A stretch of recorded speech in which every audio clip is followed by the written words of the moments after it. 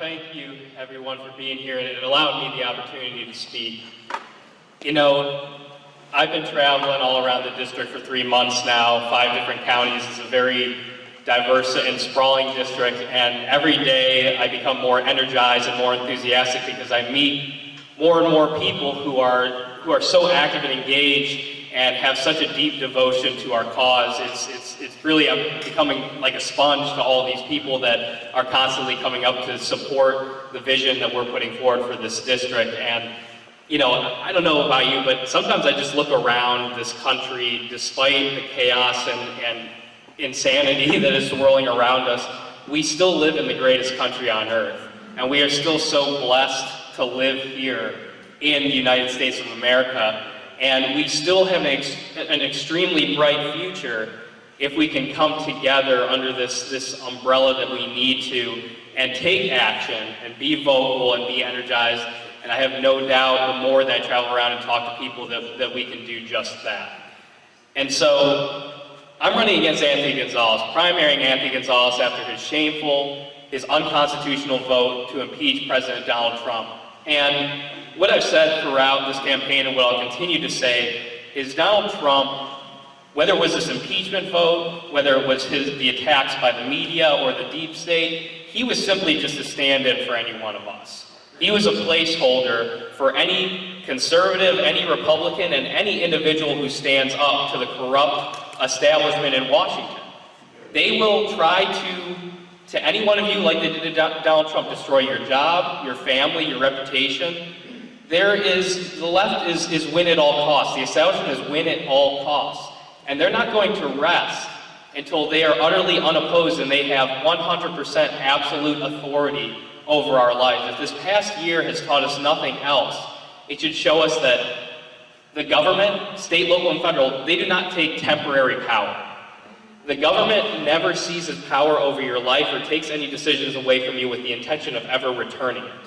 And that's what I had some arguments about, folks, you know, with some of my conservative friends when this all first started, where, you know, people were afraid, people were scared because this was something that, you know, was unique, was new. You know, we didn't really necessarily know where it was going to go. But what I told individuals who were conservative friends of mine, you know, I had a buddy who's a really strong conservative, and he said, well, you know, I understand taking 2 weeks to kind of regroup, try to figure this out. And what I said was, you don't understand what you just did, allowing this to happen. You opened up an entire Pandora's box of government power. And like I said, government does not take temporary power, has no intention of returning it. And as soon as a government entity can have the authority to determine, you know, when and where you have your rights, depending on the current situation and the current climate in America, emergency or not, you no longer have rights. You have permissions. You have permissions from the government on how to live your life. And so that was really the bottom line of all of this. And we've seen now 14 months later, here in Ohio, a red state, a legislature dominated by Republicans, a Republican governor, we're still locked down in many ways. We still have unconstitutional mandates. And so what good is it to have a state house packed full of people with R's next to their name? What good has that done us? What good has that done us in Washington when we had, you know, we had a Republican president, we had control of the Senate and the House of Representatives. And what did we accomplish? We got some tax cuts, some regulation cuts, but outside of executive orders, we didn't do anything on immigration or education or health care when we had every opportunity to do it. Say what you will, you know, about the left, but when they take political power, they wield it, they use it, they move forward with their twisted vision of what America should be. And the reality is now, as Republicans and conservatives, we have no other choice than when we take that political power, which I have a firm confidence that we will in 2022, we have to wield it. We have to use it, and we have to be unrelenting in our quest to restore our constitutional and God-given rights.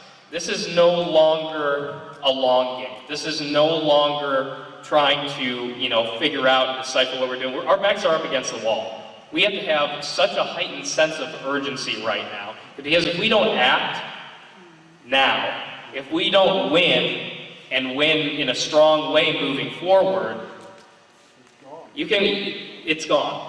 This American dream is gone, and this beautiful country that has been built up for us to be able to enjoy the most free, prosperous, and just nation that this world has ever seen, Ronald Reagan said, it takes one generation, right? We're always one generation away from losing our freedom. And that's the reality, and another great Ronald Reagan quote, there's no left or right anymore. There's an up or down. There are individuals, few of them, who would stand up for our individual liberty, and there are those in Washington and Columbus and locally that would seek to take control absolutely over every single life decision that you have. And those are the two sides that we have right now.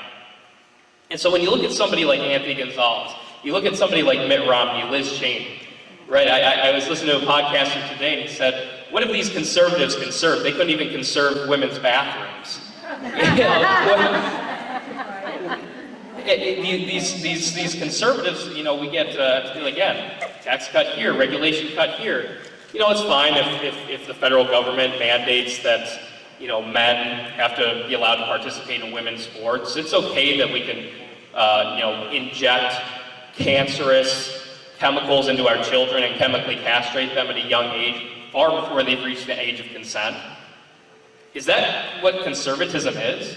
Is conservatism some odd idea of just some fiscal responsibility and just utterly unbound freedom? Somebody made a great point, because I say to people sometimes that I'm a recovering libertarian, and there's because I think you see some things that you understand that what is freedom? What is liberty? What is true freedom? Now, to some people on the left, some people who are, for just utter human freedom and liberty and unrestrained behavior, they would say that a heroin addict is free. A heroin addict is free to pursue what they want, to inject themselves, to use drugs, and you've seen it in different states allowing that to take place. But is that person free? No. That's not what our founding fathers intended for us, for our freedom. Our founding fathers understood that there was no true freedom without morality, without a center, and those were a center on our Judeo-Christian values. And that's what we have so lost within our politics, and Republicans are seemingly afraid to stand up on those values, on those principles, and have kind of thrown religion even out of the Republican Party, thrown Christianity out of the Republican Party, when that is the very foundation of the party and the very foundation of our nation. And we can't be afraid, because at the end of the day, do you think the left is going to accept us anymore because we back off slightly on our Christian beliefs or our cultural beliefs? No, at the end of the day, they're going to call you names, they're going to try to destroy your career, they're going to try to make sure people like me can't hold elected office, regardless of how much ground I can see to them or we can see to them. And so when you look at an individual like Anthony Gonzalez, who was one of the 10 Republicans who supported impeachment, who said, quote, Mike DeWine was striking all the right moves on these lockdowns and mask mandates, cheering these things on, saying the day that DeWine shut down our businesses and our private entities, he said, Mike DeWine made a difficult but necessary decision. Decision not based on any science or data.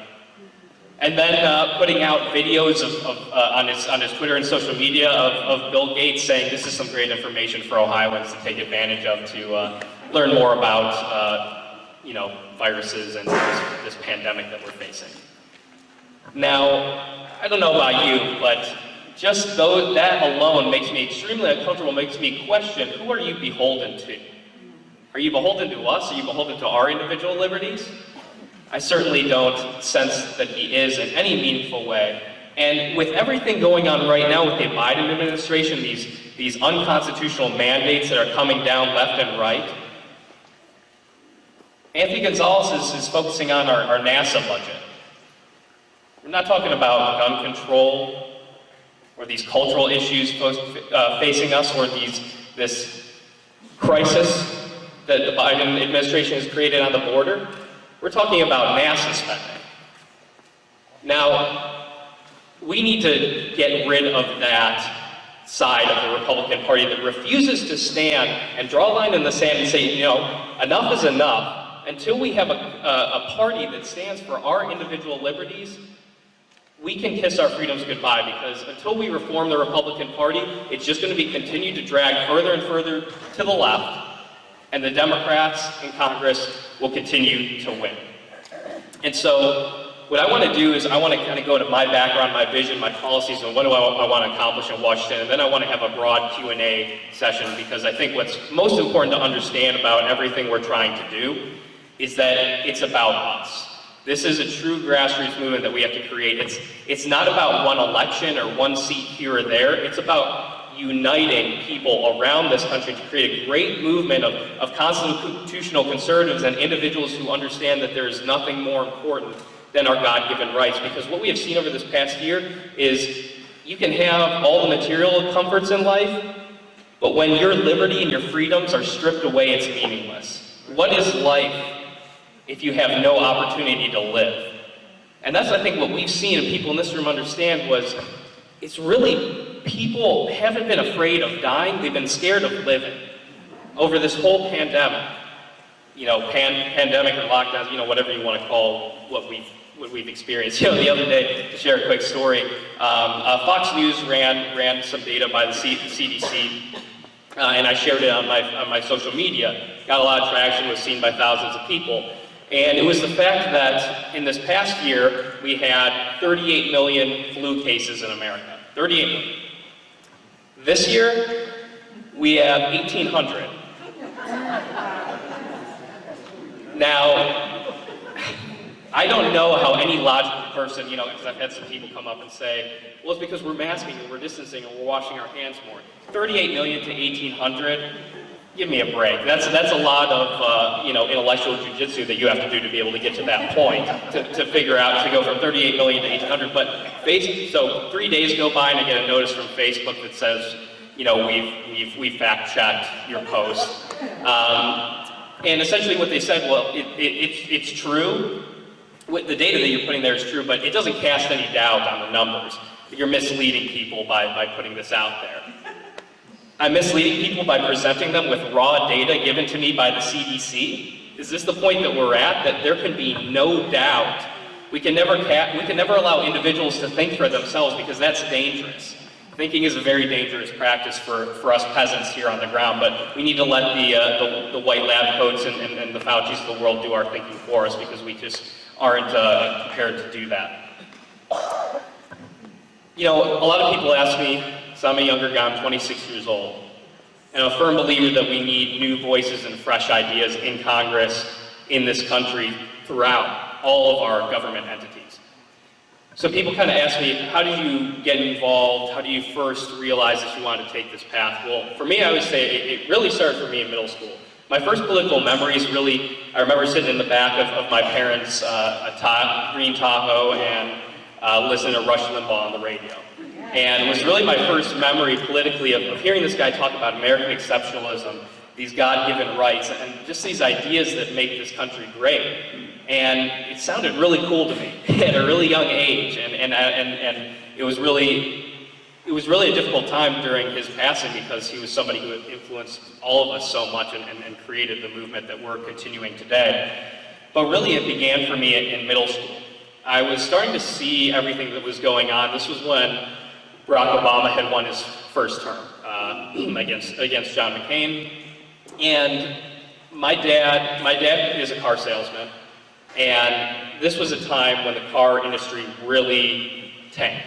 I don't know if you remember the Cash for Clunkers program that Barack Obama initiated, but for used car salesmen like my dad was, it just decimated his entire industry.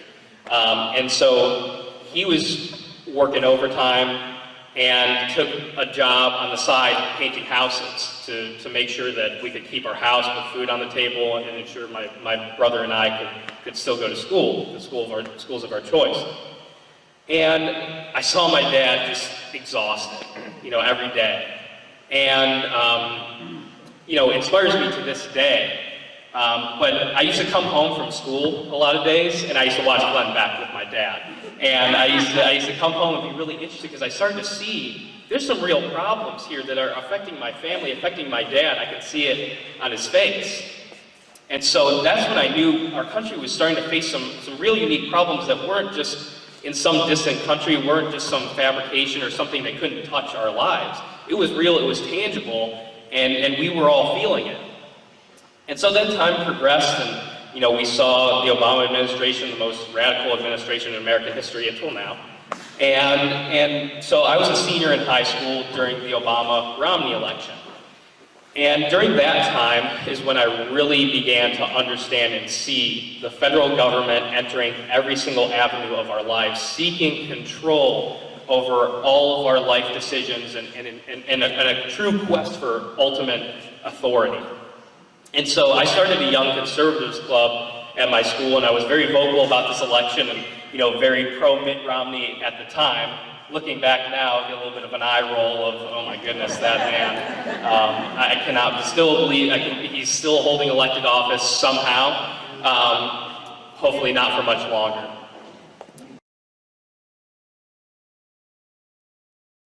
But what I saw while I started this conservative club was, I saw how vicious even high schoolers were towards me. High schoolers weren't feeling any direct impact. Most of them were going off to college somewhere. They weren't worried about some job security or paying for their own gas or anything like that. But I saw how vicious that they were towards me.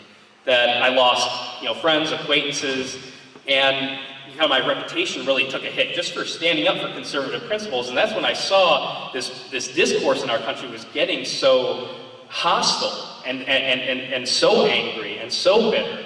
And I saw it on so many levels, and it really impacted me to understand that, something was going to have to be done, and I began to feel the calling at that point. So I go through college, and, I went to the University of Findlay, I was a finance major there, and, played some baseball there.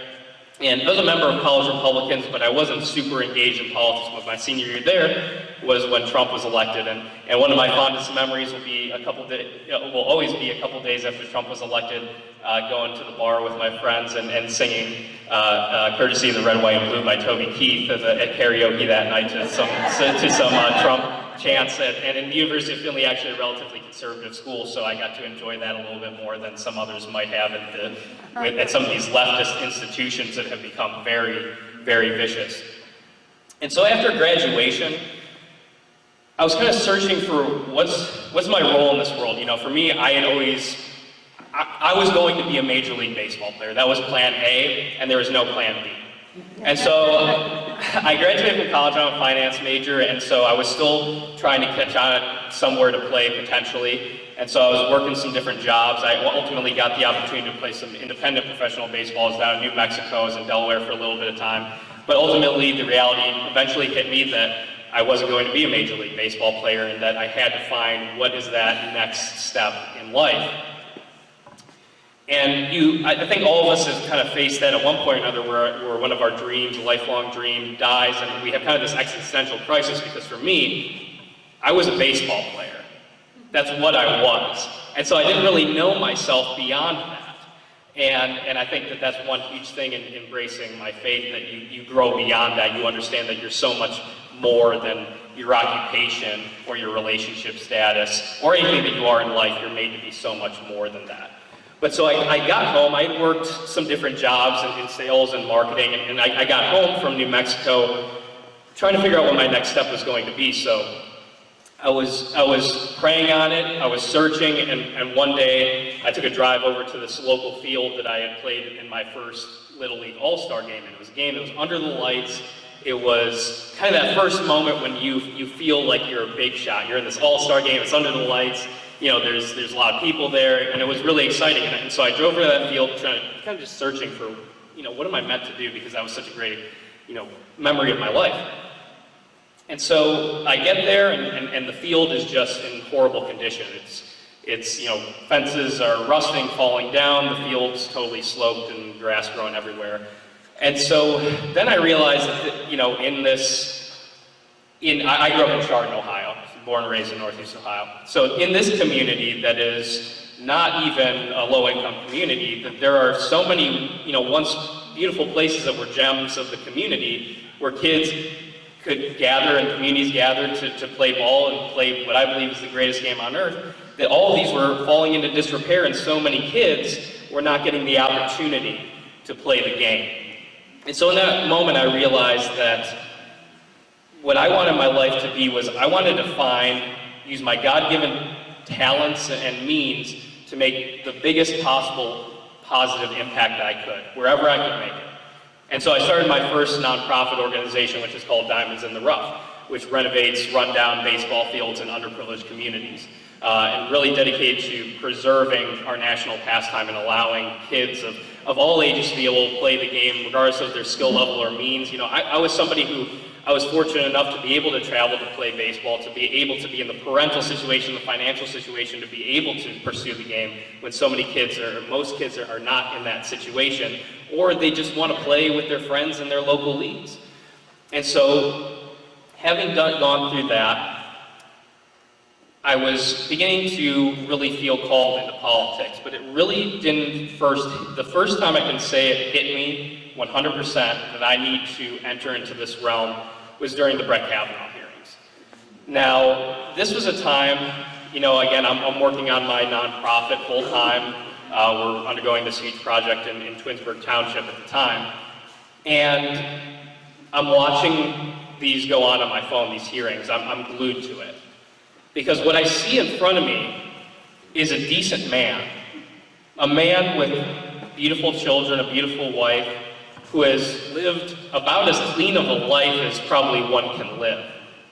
And I saw them viciously try to destroy him and his family and ensure that, you know, if Brett Kavanaugh had not successfully been nominated and seated on the Supreme Court, they wanted to ensure that he could never operate in society again. And I saw that so personally, and like I said about Trump at the beginning, that's what they were saying to all of us was, you should stop now. You shouldn't even think about standing up to what we're trying to do, because we will make it so you cannot participate in society. And what do you think is going on with these lockdowns, these mandates, these vaccine passports that are going to eventually become a reality in one capacity or another? The point is to make it so that non-compliant individuals cannot operate within society. They want you to either comply or to be cast out. And we're at this point in American history where this is very clear to us. They're not there's nothing hidden anymore to us. The left is out there. The left is making it known to us what their intentions are, what their plans are. If you read the Communist Manifesto at this point, it's really just the Democrat Party platform. And at one point or another, they used to at least try to put a facade and pretend, but they're not anymore. And they're that bold and they're that courageous to think that they can do all of this out in the open, and we are powerless to do anything about it. And that's what needs to ultimately change. So going back to this Kavanaugh hearing and everything that happened, I just realized I have to do something. And so I started getting involved directly. Right now I'm on the Republican Central Committee in Cuyahoga County. I advise and work with different candidates. And one thing that I found within the Republican Party is the Republican Party doesn't like outsiders either. The Republican Party isn't a constitutional conservative body. They want individuals who are yes men. They want individuals who will be lapdogs for the party. And so when I was thinking about running in this election cycle, it became clear to me that I wasn't going to ask for anybody's permission. I wasn't going to go to the party to ask them for their support, financially or otherwise. Because what we all need to do moving forward is essentially say to the party, whether it's our county parties, locally, state, federal, what we need to say is, we the people are going in this direction. And you can either get on board or you can become irrelevant. And until we do that, until we take back the power away from these establishment bodies, you shouldn't expect any kind of massive change in government. And so, what do we need to do in Congress? Now, this we could talk about for days, of all the different things legislatively and otherwise that we need to do politically in office. So I'm going to keep it a little bit brief and focus on a few main topics. First and foremost, we need to restore and defend our constitutional rights, our God-given rights that over the past year we have seen absolutely transformed. Over the past year, now 14 months plus, counting, we have seen the biggest governmental power grab in American history, and the country that we live in has become unrecognizable. It has become a different country than the country we were born in.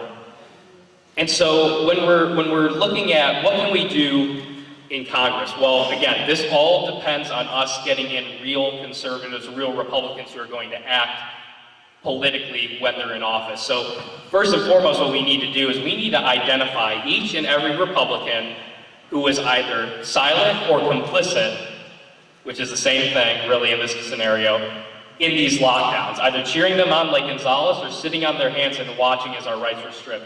And each one of those Republicans has forfeited their right to hold office, in my opinion. And we need to hold them accountable at the ballot box, state, local, and federal. So, politically, what we need to do is we need to draft legislation that is going to ensure what happened over the past year can never happen again. And that means the federal government stepping in and putting forth legislation that will ban any federal, state, local, public governmental agency or entity from closing churches, closing down businesses, and in any way putting forth these unconstitutional mandates that have utterly destroyed our culture, destroyed jobs, destroyed lives, destroyed businesses, put people into addiction, into depression and despair. This has been, I can't imagine anything that could have been more ugly than what we've seen. Just a vicious government power grab with no actual care for people, and we know part of it was for political means of defeating Donald Trump. We know it was just a huge plan, and it really fit in perfectly to this huge authoritarian reach that seeks for total compliance. And so we need to act as a federal government to ensure that that cannot happen.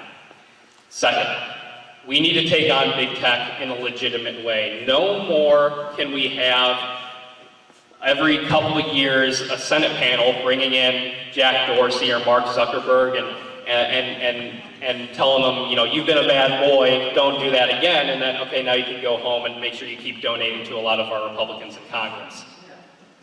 We have to actually act politically. We have to act and wield with political power. So that means, one, we need to defund big tech. So the federal government is in contracts worth tens of billions of dollars with big tech monopolies. We are paying them to censor American citizens. So what we need to do, we need to draft and pass legislation that is going to, one, strip all current contracts and prohibit the federal government from entering into any contracts with these big tech monopolies that censor the free and legal speech of American citizens. And two, we need to go further than that and draft legislation that is going to hold them financially accountable and fine these big tech monopolies every time they censor the free and legal speech of American citizens. Because what these big tech companies are, we can't treat them as a mom or pop cupcake shop. We can't treat them as some private entity because they're not. What they are essentially now are pseudo-government entities in themselves, and they are so tied in to everything that we do. You know, they control the public conversation. They are the public square. They're where conversation takes place. And so, regardless of their status as a business or not, there's a great Goldwater quote that the enemy of freedom is unrestrained power. And our responsibility as conservatives is to fight against that power wherever we find it. It doesn't matter if our rights are being stripped by the government, by corrupt corporations, corrupt media, or our corrupt education system. We need to step in and defend the rights of American citizens and fight that power wherever we find it.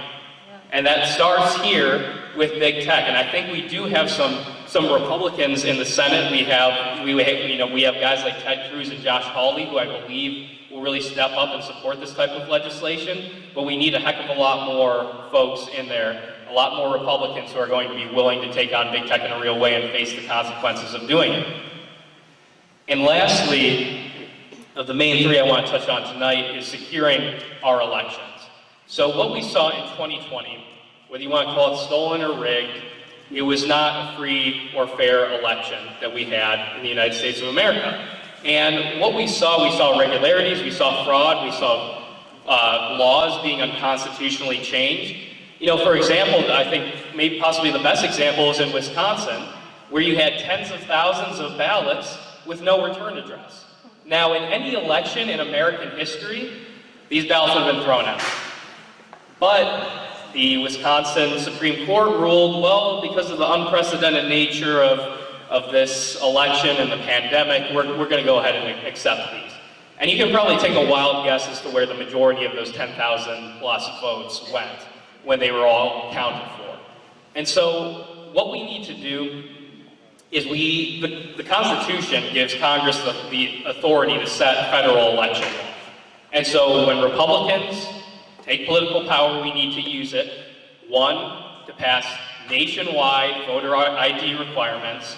We need to criminalize ballot harvesting. We need to ban all non-excuse absentee voting. We need to ban all unsolicited mail-in voting. And we need to ensure that we have a paper trail to properly audit our elections. We can't be relying on flash drives, on USBs, on these voting machines to do an accurate recount and accurately look into our elections. At the very least, what we would be accomplishing is restoring faith in our elections. But no matter what we do, we see what happened in Georgia, and the law that they passed is extremely mild, an extremely mild law that does not go nearly far enough in securing our elections. But we see what the left's reaction is going to be to that, right? They're going to do that to anything we try to do, because the more that our elections are open to fraud, the more it plays to their advantage. And that is what they're going to try to do moving forward. And so I think we have to look at how can we affect the current situation in our country. I think there are three different ways that we should be really looking at the battles that we're facing. One, we have the political that we're talking about here. What can we do in office? How can we affect the political process? What legislation can we put forward? Then we have the cultural. We have this cultural sphere that has been kind of the ignored sphere by most high-profile Republicans over a period of decades, unfortunately. And as a result, the left has gone on to really dominate every single aspect of our culture. The left right now, they dominate our government, our media, our education, even our sports and entertainment. And so it's really, we're at the point in American history where it's we the people against everything else. and what a place to be in. It kind of reminds you a little bit of maybe another time in American history. And when we look at the cultural, though, we need to understand that, how we can be the most impactful. One, getting involved in every way we can, doing exactly what we're doing here, getting engaged in the community, whether it's these massless shopping trips, whether it's actually being more vocal, more engaged, better educators. But I think there's no substitute for one-on-one individual communication, because at the end of the day, what we're trying to do is change hearts and minds. Because we've gotten to a point in American history where we need to change a lot of them, and we need to pull a lot of individuals onto our side. And we're not going to be able to do that on a huge scale, talking to massive groups or over social media. The only way that you can establish that trust that you need to establish is one-on-one, individual to individual, and establishing that baseline of mutual respect towards others. Because what I've found, my second nonprofit organization is an organization that's dedicated towards bringing people together who think differently, who come from different backgrounds, different political backgrounds, socioeconomic, you name it. It's dedicated towards bringing those people together and undertaking just general public service, whether it's planting urban gardens, whether it is putting on donation drives for the homeless. Right now we're taking in donations to give to the Merrick House in the Tremont neighborhood of Cleveland, which is a youth organization there, to do some of their after-school activities and things like that. What I've found is that when you come together in service, all those differences seem to melt away, because you become this unified unit that is dedicated towards one cause, and that's helping your fellow man, making this world a better place for others. And so I find when you come together in service, there's so many different ways to come together where we can establish and get people to start thinking, because most time we're going to come across a lot of people who disagree with us. A lot of people who come from different backgrounds or worldviews, and odds are you're not going to change their mind over the course of one conversation. You're not going to change their entire worldview in one conversation, but what you can do is you can plant a seed. You can begin to get the wheels turning in their head. And that's what we all have to do. We have to be even better in our outreach, our education, and begin trying to swing this cultural shift the other direction. And the third sphere is spiritual, is understanding that we are fighting a battle on these three fronts, and we cannot afford to neglect this spiritual battle that we are facing. And that means pray harder than you've ever prayed before. It means praying for those in office in this world that you dislike, or even due to human nature you may hate. Because at the end of the day, we're only going to be able to change this system through the power of really love and prayer, right? Because that's where all of the greatest movements in history stem from. Our revolution, where did that stem from? Love of family, love of country, love of God-given rights. The civil rights movement, the love of your fellow man. The greatest movements and all of our strength and hopes, they all stem from the love that we have for something. And we should always be looking to share or spread that love in any meaningful way that we can. And so I think it's really important to look at in every single day, you might come across an area in all three of these spheres that you can impact. But absolutely every day, culturally and spiritually, you can make this world a better place, but you can positively impact other people and bring them onto this movement that we need them to be a part of. You know, right now we're in this time period where everything is very artificial, right? Our media is fake, our television is fake, actresses, people in Hollywood, everything is artificial, right? People are looking for something real. But this has bled over into our politics where everything is on the surface, right? What does Joe Biden say from the beginning? We're going to heal this nation. You know, this is all about unity. What does unity mean to the left? Unity means to the left that you better shut up and do what you're told, and then we'll leave you alone. And that kind of bleeds into all these different areas. We have these overlords in lab coats telling us what to do every day, and it's, you better shut up and trust the science. And what is that? What is the intention behind that? What is the intention of just saying trust the science? Well, one, we make cost-benefit analysis every day in our life, risk-benefit, and what actions are we going to take. But why did all of a sudden it become science? Well, science has kind of just become a stand-in for whatever the left's preferred policy is, and it's been, whether it's climate change or COVID or anything, and somehow science always seems to align with whatever the left wants to do anyway. But ultimately, trust the science, what do they actually mean? They mean stop thinking and listen to us. They mean don't use your reason. Don't use your higher faculties to absorb information and come to your own conclusions. Trust the science. Trust the government. Trust your overlords, your tech overlords, your media overlords, your scientific overlords that are going to make decisions over your life. Trust those people. And is it any real surprise that so many people have succumbed to the fear that has allowed them to, just trust the science? Because when I think about my generation and growing up, and this is a lot of us, from day one, we were bombarded with the earth is dying, we are killing this planet. Apocalyptic messaging, movies, television, everything is our fault. Our food is poison. Our cars are destroying everything. We're just waiting for this cataclysmic event to take place. And then all of a sudden the media comes out and says, hey, here it is. And a lot of people my age, what I've seen is young, healthy individuals, 25 years of age, are way more terrified than my 80-year-old grandparents, who went on and lived their lives the way they would have normally, and actually got COVID and had, a mild fever and a cough. Sounds similar to some other, maybe the flu that's gone away magically. And so it seems sometimes like we somehow went off track. We dove into this dystopian nightmare that has become America, where every book that we read as a kid, 1984, Animal Farm, Brave New World, it's all come to life before our eyes in the span of 1 year. It all built up to this point, but it became so very real. But What I'd like to do is end this before we get to the Q&A with a little bit of something uplifting and hopeful, because we do live in a time where things can be frightening, right? Things can be distressing, and we can't see the light at the end of the tunnel some days. But ultimately we know as people of faith that who's in control here, right? But I want you to do a little exercise with me first, and I want you to put yourself mentally in this position. 1776, July 1st. Okay, you're at Independence Hall, and what you're witnessing is the greatest collection of minds in human history and reality of people who understood how humans ought to be governed, how they ought to govern themselves. But they couldn't see the end. All they knew was what was right and what they needed to do.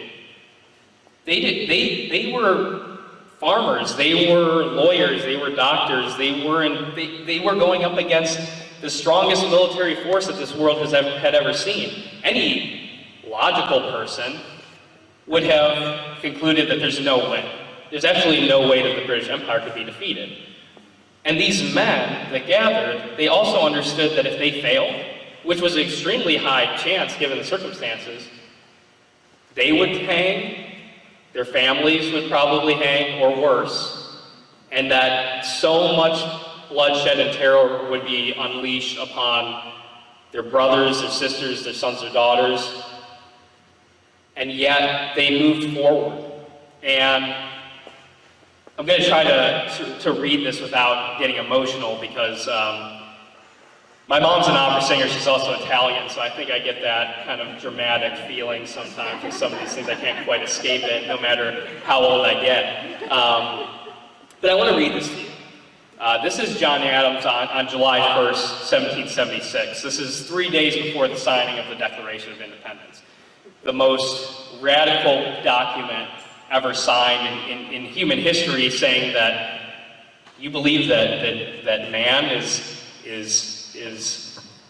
handed this right to self-governance by an ultimate creator, something totally unique in human history. So this is John Adams, July 1st, 1776. Sink or swim, live or die, survive or perish. I give my hand and my heart to this vote. It is true indeed that in the beginning we aimed not at independence, but there is a divinity that shapes our ends. Why then should we defer the Declaration? You and I, indeed, may rue it. We may not live to see the time when this Declaration shall be made good. We may die colonists, die slaves, die, it may be, on the scaffold. Be it so, be it so.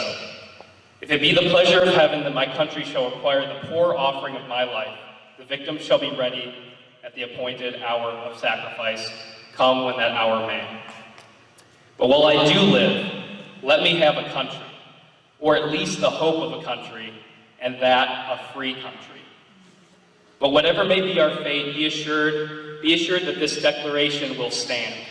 It may cost treasure, and it may cost blood, but it will stand, and it will richly compensate for both. Through the thick gloom of the present, I see the brightness of the future as the sun in heaven. We shall make this a glorious, an immortal day. When we are in our graves, our children will honor it. They will celebrate it with thanksgiving, with festivity, with bonfires and illuminations.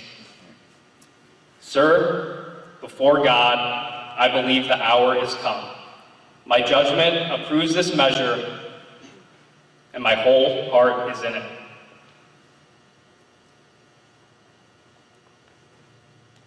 All that I have, and all that I am, and all that I hope in this life, I am now ready to stake upon it. And I leave off as I began, that live or die, survive or perish, I am for the Declaration. It is my living sentiment. By the blessing of God, it shall be my dying sentiment. Independence now, and independence forever. John Adams.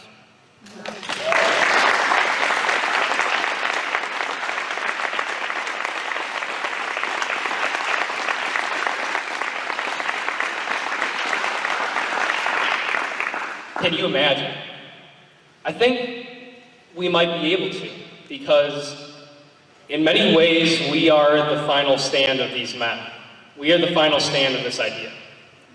We, as I like to say, I truly believe are the last free Americans within these United States.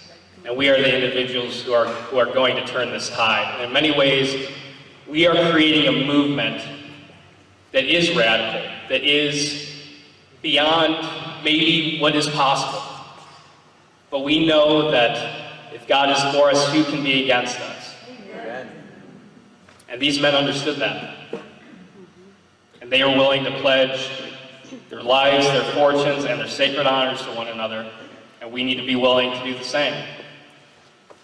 And until we do that as a great nation, I don't believe that we will ever turn this tide. But if we do, if we can harness these same ideas, these same principles, these same beliefs of not how we can live, but how we should live, how we deserve to live, that moment we can launch this country into a new era of hope and prosperity and peace and happiness that our founders dreamed that we would have. You know, I think much of the time we think our ancestors would, these men would be rolling in their graves if they saw what was going on today, and I think that's true. But they would also, I think, take some hope in the fact that we're still fighting the same fight that they took up, and we haven't given up, despite the odds against us. We're still here, we're still fighting, we still believe that we can make this country greater than it ever has been. And that's what, we're all a piece to this puzzle. We all fit in somewhere. We all have God-given talents, abilities to be able to contribute to this movement. And I hope to do that in Washington for you all. And I'd like to open it up for a Q&A and say God bless you and thank you so much for attending this evening.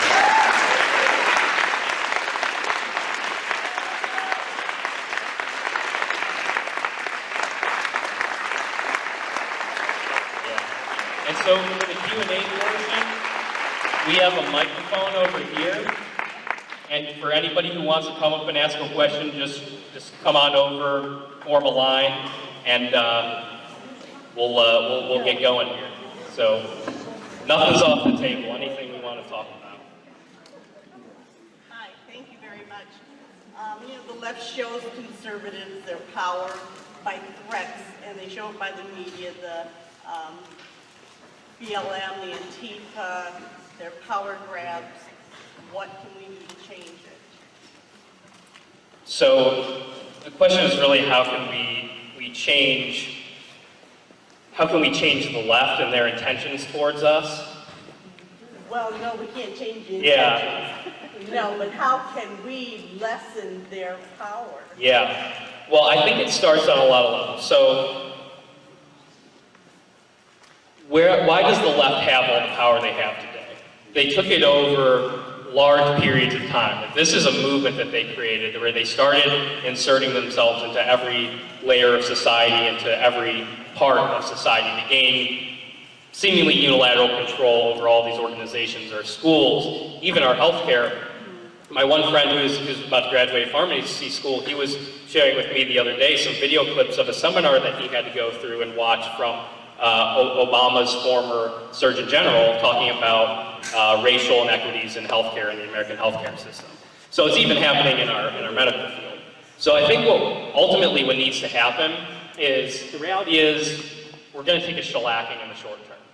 It's just the reality is we're going to take our lumps, and we already are. But we need to start taking back this country piece by piece. It's going to start town by town, county by county, school board by school board. It's going to be a building process. Unfortunately, it took a long time to get where we're at. It's going to take some time to get back. There's no kind of magic thing that we can just do. And so that's why I think it's so important and essential to create this movement around the country, because it needs to tap into every level. In our PTAs, we all have ability to inject ourselves somehow into what's going on. So I think a holistic approach that needs to take place. You're not going to, I can't go to Congress by myself and do this. Even if you pack Congress full of people who are like me with my convictions, it's still not enough. It needs to happen on every single level. Hello, my name is Elaine Kahn. I'm a registered nurse and I live in Cuyahoga County, and I happen to feel that it's one of the most corrupt counties in Ohio. Yeah. My question, and I'm glad to hear that you're part of the Republican Central Committee of Cuyahoga County. I've been trying to call them for the past 3.5 weeks.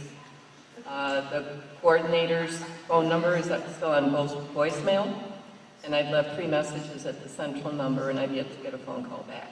Geez, okay. Is that, yeah.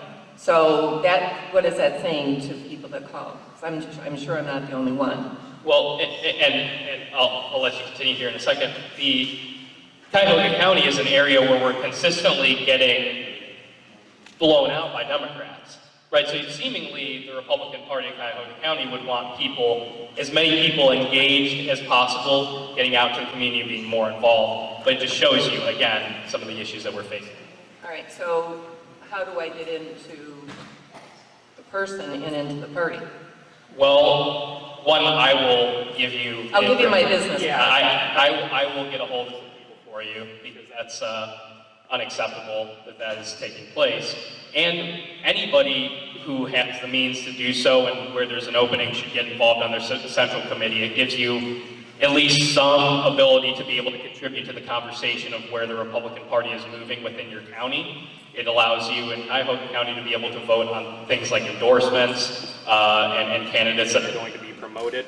And that's something that's really important for the average person to be involved. So for you, I would say talk to me afterwards and we'll get you connected with somebody. All right, and then just a little bit about your perspective on getting involved at the precinct level, because my understanding is that over 50% of the precincts positions are vacant.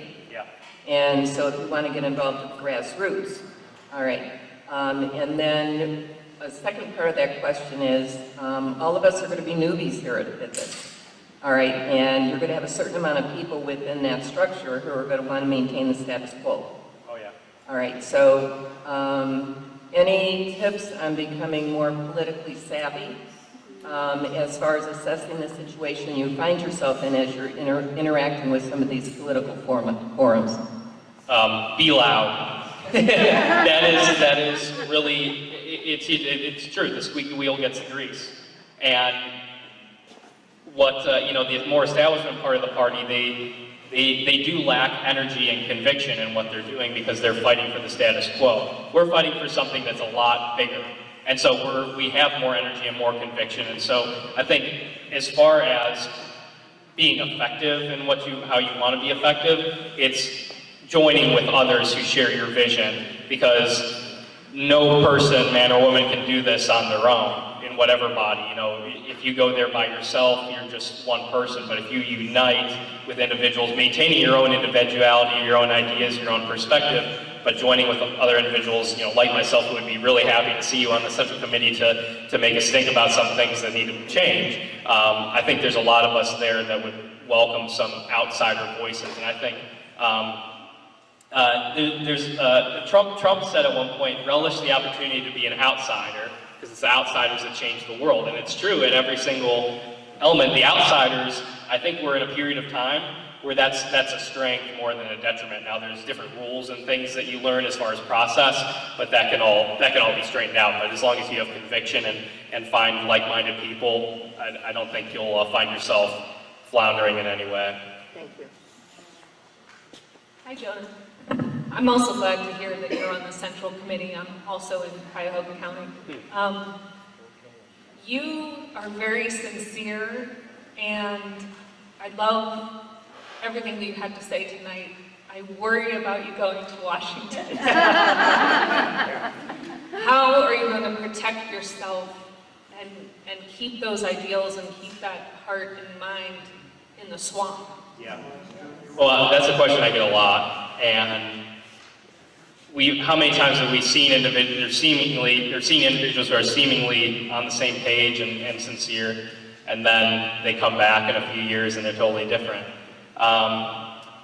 I think first and foremost, my faith is, I don't know what goes on in Washington. I'm not privy to all of those insider details. But what I do know is what I'm called to be as a Christian and a conservative, that I'm not just called to be an average politician or individual in Washington. I understand what my center is and my guide is, and I will not be taking my sights off that. But to make another point, there's a lot of individuals, and you see them running now, and always have been, but you really see a lot of them, whether it's in our Senate race, our governor's race, or different things that will prop up. There's a lot of individuals who will do anything to win. They'll do anything to get to that end. Now, I'm going to work harder than any candidate in any race, but I'm not willing to do anything to win this. I really am not. I'm willing to share my principle and my vision, and then it's up to everybody else to make the decision from there. So I think it's understanding of already what I'm willing and not willing to do, and I'm here already standing on my own 2 feet. I'm not being backed by any corporations, any PACs, any higher organizations. It's just people who are getting behind the movement of me in 16 and around this country. And so I hope to keep it that way, where everybody in this room can join in this campaign in one way, shape, or form, because I want it to be about us and not me. And I think at the end of the day, I don't want fame or fortune. I just, like I said, when I was 23 years old and my dream of playing baseball was done, I realized that I just needed to make a positive impact, and I feel that God has led me in this route to be able to do that. And if I abandon my faith, my virtues, my center, then I've abandoned my entire mission that I've been on for these several years.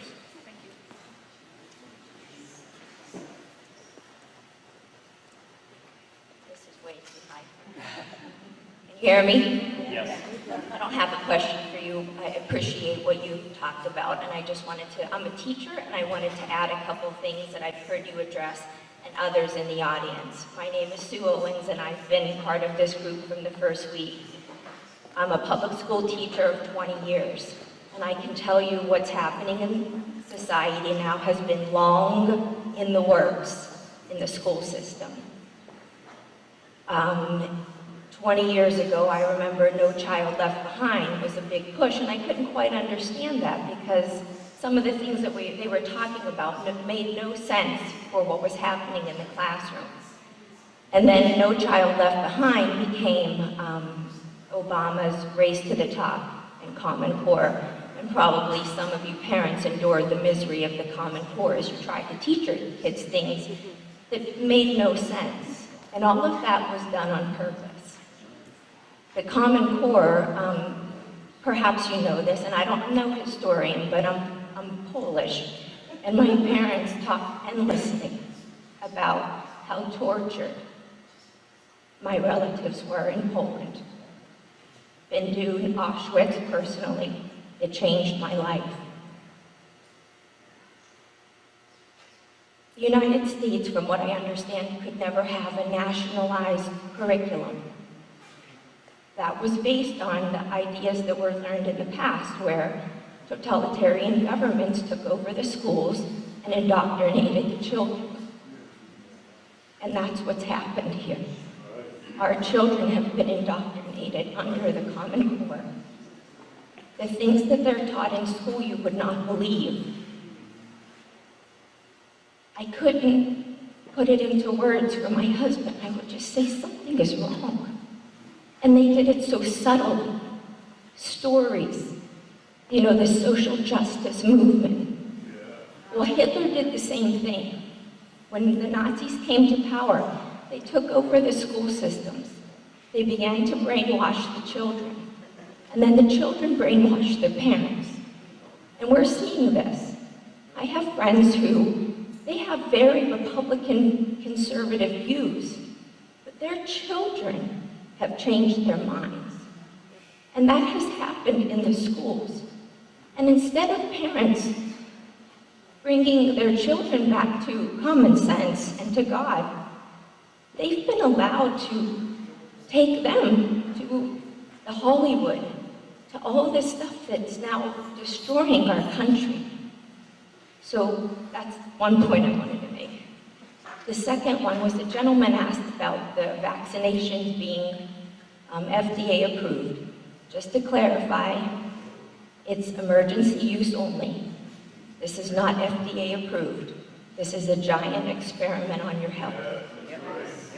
And there was one other thing. Oh, just as we were sitting here, I got a text from a friend who's a nurse at Akron Children's Hospital.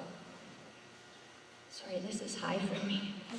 And Akron Children's Hospital is partnering with school districts throughout the area to be giving this vaccination experiment to children. So again, please, I'm a public school teacher, but my son is homeschooled.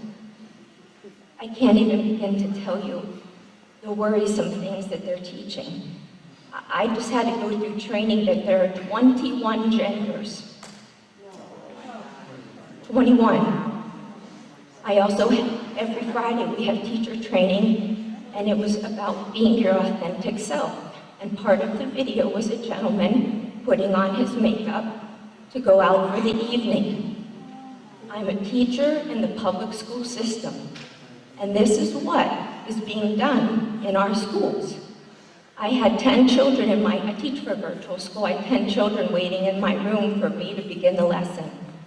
3 of them, and I teach 6th grade, my children are 11 and 12. They're talking about being trans, bi, gay. These children are none of these things.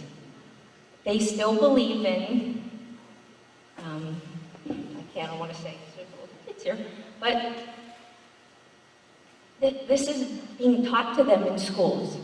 So please, speak out, wake up, talk to people. I have so many friends who own businesses. They don't want to say anything because they don't want to lose business. Well, we're losing our country. And I won't continue to ramble, but if you knew what I knew personally about how my family suffered in Poland, you would do anything to keep that from coming here. And this is exactly what my relatives endured as the Nazis and the communists took over their country. So, that's it. Thank you. Yeah. Well, she touched on a lot of good points there. I think one huge thing to take from that is what you kind of concluded with individuals who own businesses or otherwise who are afraid of losing businesses for speaking out. I tell people all the time, I'm a millennial conservative, so I kind of fall into this box of people kind of find me as obscure because there's seemingly not many conservative millennials. But what I tell people is that there's so many more of us, but they are just afraid. They're either silenced or they're afraid to speak their minds because they don't want to be ostracized, they don't want to be shouted down, they don't want to lose friends, they don't want to deal with the consequences of what it means to be a conservative. And I can sympathize with that, and nobody should have to endure that for having an opinion. But what I tell people is, now is the time to be brave. If you don't step forward now, if you don't step out of the shadows and fight now, you're not going to have anything left to fight for. And that's the reality of where we're at. And I think everybody in this room understands that because we're fighting this fight. And then just to touch on education briefly, the federal government, one, we need to abolish the Federal Department of Education. They spend, their budget is $66 billion a year and growing. Do you think our children see a penny of that? No, it's going to a bloated administrative staff. It's going towards their indoctrination programs that they're forcing on our children, and teaching to our children, mind you, behind the parents' backs most of the time. And so the reality is, our education is not meant to be centralized. It's meant to create diversity of thought and opinion and teach to truth. But whatever you see, whether it's healthcare, education, business, anything that gets consolidated into a power structure becomes corrupt with the federal government. And so we need to get the federal government completely out of our education, period.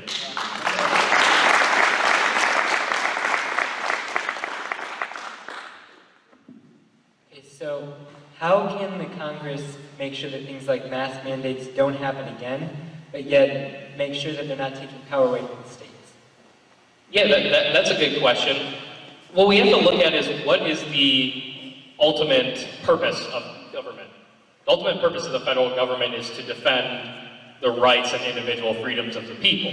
Now, that is these constitutional rights, these rights to true bodily autonomy, these mask mandates that have trampled on our different rights and our different medical conditions and our discrimination in many cases, those are trampling on the rights of people. So that, in my opinion, and I would say the Founding Fathers' opinions, that is where the government, the federal government, has the role to be able to step in and protect rights. Because if the state government is trampling on individuals' rights, then the federal government has the responsibility to step in. Now, I'm all for the government being as tiny as possible, but when it comes to rights and justice, that's when the federal government needs to step in over any state or local government. And then what would the Congress be able to do to make sure that states remove their mask mandates? Well, it would essentially be part of the broader legislation that includes specific language about mask mandates, but it would have to be broader to, because we know the left is always going to try to find their way around to trample on our rights. But there would have to be specific language that prohibits masking in public. I mean, different countries, and it's been true in America, have passed different laws about actually not being able to wear, conceal your face. So there's different laws that we can kind of base it off of to begin with. But it would just have to be included in the language. Okay, thank you. Thanks.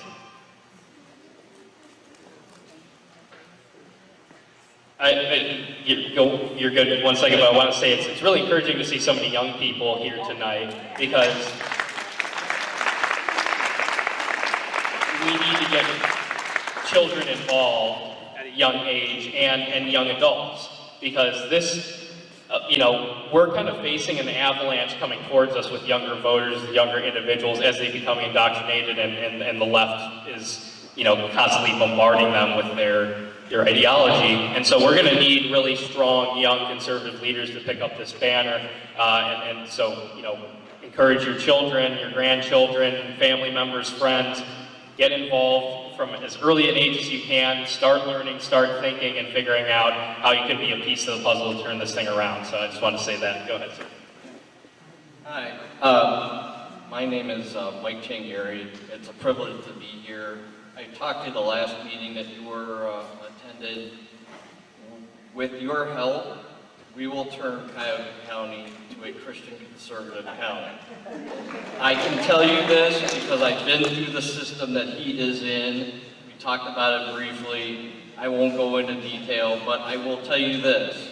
What you're saying is true, and you're spot on. And there are hundreds of thousands of people in our district that are afraid of their own shadow. And all we need to do, with your help, is to lead them to the light, to follow the lead, and to say, you are a citizen of the greatest nation, you are a citizen of the greatest state. And with your help, I know we're going to turn it, because I'm going to run again for school board, and I'm from Brooklyn, and I've done it once and twice, and I know where he's at. It's no joke. And I will cover your back, and anyone else that's running, like Ann and Lisa, because we need to watch and help foster your movement. My children couldn't be here tonight because they have to take their OST test. But my oldest is graduating. He looks to you as a role model. He's 16, and I'm telling you, the kids now need someone like you to go to the schools and say, I am a Christian conservative. It's okay to be who you are. True. Yeah.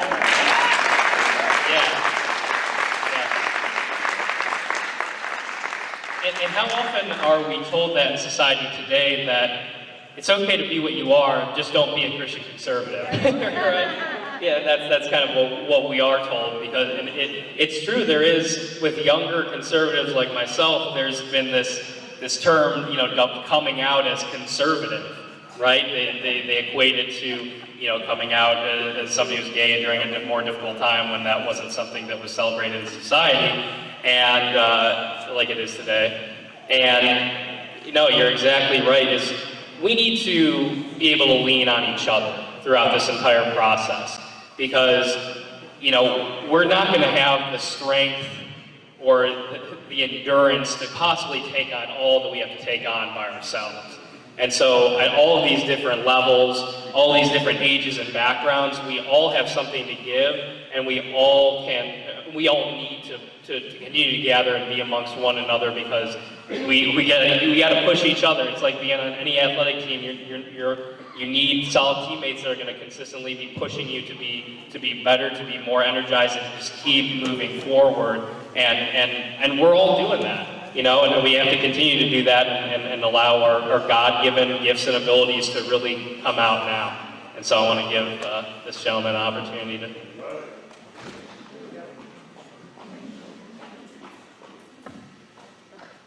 I go to a Christian private school here in Medina, and I just want to say a little bit of what's going on at the school. I'm in 7th grade, and in reading class, sometimes we would read articles and do questions about it, just normal reading class. But one article, we had to read stuff about BLM and how it's just all innocent and all just unicorns and rainbows, nothing really, it's all good, no evil here. It's just hiding all the bad, and I'm sick of it. Everybody is. I'm pretty sure most of the students are just like blinded of like what's actually going on. And I support you. I really want you. I really agree with you on most issues. I mean, all issues. And sorry. Have my support. Thank you. And go Jonah.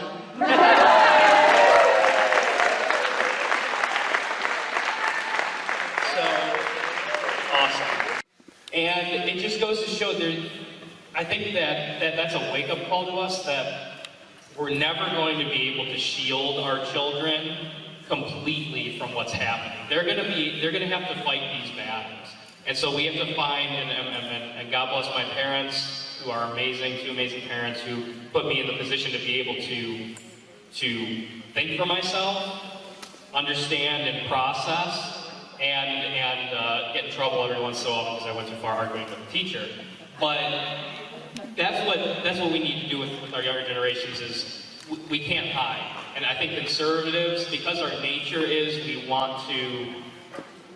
we're kind of more live and let live by nature. Like, we want to be left alone and we want to leave other people alone. That's kind of just how we want to live. But that's not how the left operates. The left operates is they want to live the way they want to live, and they want you to live the way they want you to live. And that's not going to change moving forward. So that's allowed them to kind of take over all of these different areas of life, while conservatives kind of backed off, right? We saw what happened with the public schools, right? When academia started to be taken over by the left, conservatives kind of abandoned and backtracked and said, well, we'll focus on private schools and school choice and this and that, and we completely conceded that battleground. And now we're trying to make up ground where we're going just completely, we're up against it. And so I think that's a wake-up call to us, that we can't abandon any of these battlefields, right? There's certain things that are going to be more difficult for us, and we always have to be innovative and find new ways to message, communicate, and spread our movement. But we can't abandon any of these areas. It takes a lot of courage to be vulnerable in these types of settings, especially, and I really appreciate that. One thing I want to touch on that kind of stuck out to me a little bit was how you said, essentially, if you listen, God will speak to you. And I had an individual at one point, this is another personal story. I was going through a time where, very hectic, a lot of things going on, working really hard, doing a lot of different things. And I was feeling this disconnect between God and myself, and I was trying to understand it. You know, I'm reaching out, but I'm not feeling it back. And so I was talking to this gentleman about it, and he said to me, he said, have you ever tried to talk to a runner? Somebody running by with headphones down the street, and they're running by, and you say, hey, you know, they go, that guy. And I realized that I wasn't taking time to stop and listen. I wasn't taking that time to actually take my quiet time, be silent in myself, and still in myself, and listen. And I think that that's so important because especially in this world, there's so much chaos, there's so much noise, that it's really hard to find that quiet time, that still time, because we can always find things to preoccupy ourselves that take us away. And so I think it's so important that we each, every day, obviously, as much time as you can, take to sit, reflect, think, and in silent prayer, and just listen, because, you know, we don't have all the answers here, and they will be given to us. I firmly believe that. Are there any other questions? Can you quickly go over your geographic district? Yeah. We have a group here of action takers, and we would like to get together with you, with whatever people in the district you represent geographically, and put together coalitions that's going to get your name out starting tomorrow. Yes, thank you, yes, absolutely. So, District 16, 5 counties wide, so it's portions of Cuyahoga, Medina, Summit, Stark, and Portage, and all of Wayne County.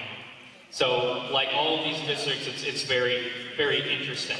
But we need boots on the ground 100%. I have thousands of pieces of literature continuously coming in that we need to get at. We need people in the streets, we need people making phone calls, we need people who are willing to take their afternoon walks and go door to door. For right now, just putting things in newspaper boxes to be able to spread the word, spread the name, and on social media in whatever capacity. And I can't overstate how important financial contributions will be moving forward. The reality is we're going to be outgunned financially, right? You're talking about going up against a financial machine that's going to have millions of dollars. But we have all the energy, we have all the momentum, and if we can just get enough, if people in here can donate $10, $20, help us buy more literature, help us get more people to volunteer, we need boots on the ground now, and we're already starting to go door to door. So wherever you live, if you know friends or family in any of those areas, we are getting walk lists and everything put together, and we can suit you up to start that ASAP. Yeah, so to connect with me directly, one, go to schultzforcongress.com. That's SCHULZ, schultzforcongress.com. You can learn more about everything we're doing. To connect with me directly, if you'd like to volunteer, email Jonah, Jonah, at schultzforcongress.com. You can email me directly, any questions, concerns, ideas, and any way that you can get involved. That's my direct email to get a hold of me. Jonah at schultzforcongress.com. So it's the same as my website, just Jonah at JONAH at SCHULZ for Congress.com. And that will allow you to reach me directly. And then as well on the website, there's a top right corner when you go to the website, contribute tab, where you can contribute directly to the campaign. And one thing I want to touch on before we finish up, and obviously if there's any more questions we can continue, is we have to be extremely discerning this election cycle, because there's going to be a lot of individuals who are going to try, as there always is, try to take advantage of us. Whether it's our Trump support or America First support, there's going to be individuals, and you're already seeing it happen in the Senate campaign, where it's the who loves Trump the most campaign. And I think most of us in this room, maybe all of us in this room, really support Donald Trump. I certainly do. But if you have nothing more to offer than you support Donald Trump, then what is going to happen when you get to DC? When you feel real pressure and you're not standing on your own 2 feet.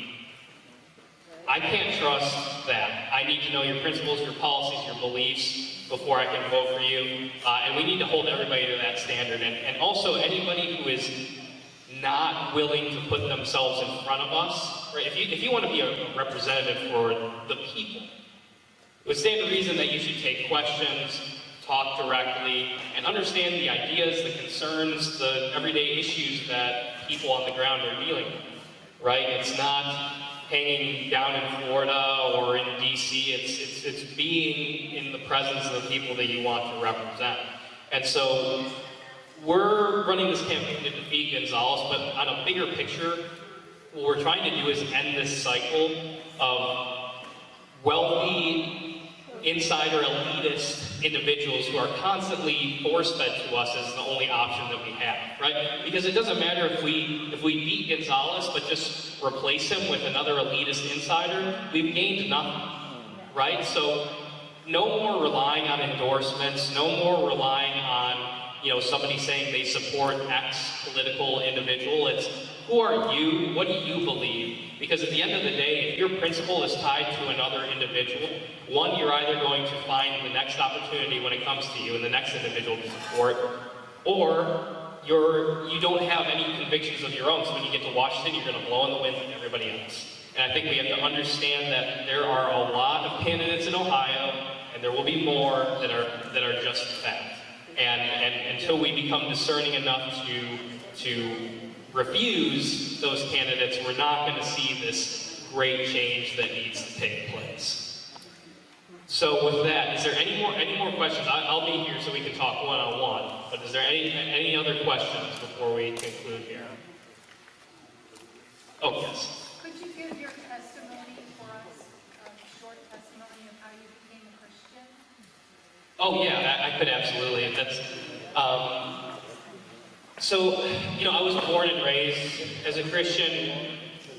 I can't really to point to a moment for sure. It was I was a freshman in college, and I was in my dorm room. I was going through a really difficult time internally, trying to figure out all these different questions, and I didn't know who I was. I didn't know on just a deeper level, and so. I don't remember exactly what I was watching, but I was watching some individual preach on my laptop. It was really late at night, so like 3 o'clock in the morning. I couldn't sleep. I was just really distressed. And everything that was being said, it was just like it was directly at me. And it was the first moment in my life where I just completely broke down, because it was the first time in my life where I directly felt God's love. And I think for all of us that have felt that, it's an emotion that is beyond description. Is the most powerful thing that you can feel. And every once in a while you get it, and it brings everybody, I think, just to pure tears, to raw emotion. And I was 18 years old, and that changed my life forever. Now it's been a roller coaster for me. I will say there's ups and downs, there's moments where, I had to learn, because I think that our relationship with my relationship with Jesus is deeply personal. And with any personal relationship, there's always learning curves, right? For me, as a human being, and so I'm always constantly trying to grow and figure out. And I'm a questioning person as it is. So there are some times where I question this or that, but I think ultimately when I overcome it, it brings me that much closer, and it allows me to feel that love and connection stronger. And so I hope to continue to build that relationship that really I think began in its real sense when I was 18. Well, you know Anthony Gonzalez, and have you ever met him? I've met Anthony Gonzalez twice. Each time I tried to speak to him as a young conservative, introduced myself, and he immediately turned back to whatever conversation he was having. So I've never spoken to him at any great length. All I know is that he was very disinterested to speak to a young conservative who is really passionate about our country, which to me kind of signals what he's all about.